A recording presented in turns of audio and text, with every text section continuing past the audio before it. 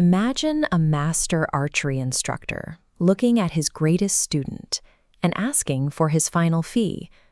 He doesn't ask for gold, he asks for the student's right thumb. The student calmly slides a blade from its sheath. He doesn't argue, he doesn't plead, he simply smiles, lines up the knife, and severs his own digit. Drawing a heavy bow requires the anchor and leverage of a right thumb. By cutting it off, the archer instantly destroys his physical capability and erases his future career. To understand why a brilliant prodigy would willingly destroy his own gift for a master who never actually taught him a single lesson, we have to look at how he learned to shoot in the first place. In ancient India, Guru Dronacharya ran an elite academy. He trained the royal princes of Hastinapura with the finest resources available. Miles away in the dense forests, a boy named Eklavya grew up in the Nishada tribe, a community of hunters living far removed from the palace. Eklavya traveled to the academy, bowed respectfully, and asked to learn the art of archery. Dronacharya looked at the boy, recognized his sincerity, and immediately rejected him. The rejection had nothing to do with talent. Dronacharya was politically bound by his position. His strict mandate was to train the royals, and accepting a forest-dwelling outsider would violate his duty to the state. Eklavya walked away with absolutely nothing.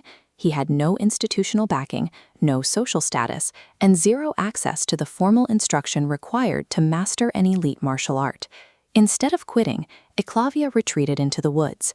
He gathered mud, carefully sculpted a clay statue of Dronacharya, placed it under a tree, and decided this statue would be his teacher. This decision was rooted in Guru Bhakti, unwavering devotion. The student acts as a central node, channeling all focus toward an elevated figure. Eklavya used this to power a relentless feedback loop, practicing endlessly in all conditions, correcting his stance after every single miss. While the royal princes had instructors correcting their physical grip, Eklavya bypassed the need for a physical guide entirely. He relied on his internal belief and ironclad discipline to build a foundation stronger than any royal training program. Years later, Eklavya was meditating on a shot when a stray dog began barking continuously. Without intending to hurt the animal, he drew his bow.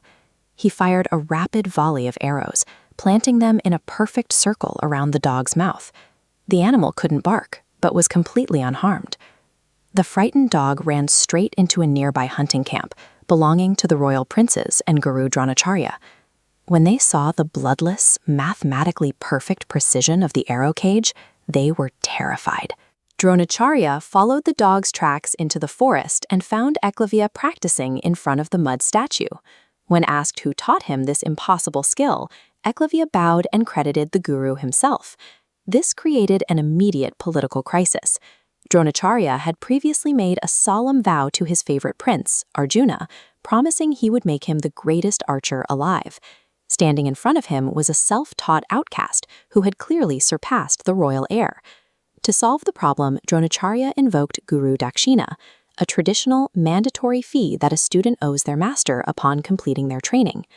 Dronacharya decided to use this sacred tradition as a loophole to eliminate his rival. True mastery cannot remain hidden indefinitely. Eventually, it intersects with the real world. And when that excellence threatens the established hierarchy, the establishment will demand a brutal tax to maintain the status quo. Which brings us back to the knife. Dronacharya demands Eklavya's right thumb specifically to cripple him and secure Arjuna's title. Eklavya listens to the request, fully understanding the exact motive behind it. He doesn't smile out of naive submission. His smile is the final, unbreakable proof of his Guru Bhakti. He cuts off the thumb and drops it at the base of the clay statue. Eklavya remains serene. Meanwhile, Dronacharya and Arjuna stand in stunned silence, bearing the heavy guilt of what they just asked for. By willingly paying an unfair price, Eklavya won the ethical battle. He preserved his honor while exposing the master's political compromise. Eklavya bandaged his hand and picked up his bow. He figured out how to adapt his grip, drawing the heavy string back using only his remaining index and middle fingers. His shots remained highly accurate and formidable. The injury proved that his mastery wasn't housed in his anatomy, it was rooted entirely in his mind. Eklavya's legacy shows that true greatness is built through perseverance, humility, and the discipline to keep moving forward, regardless of the barriers society or a missing piece places in your way.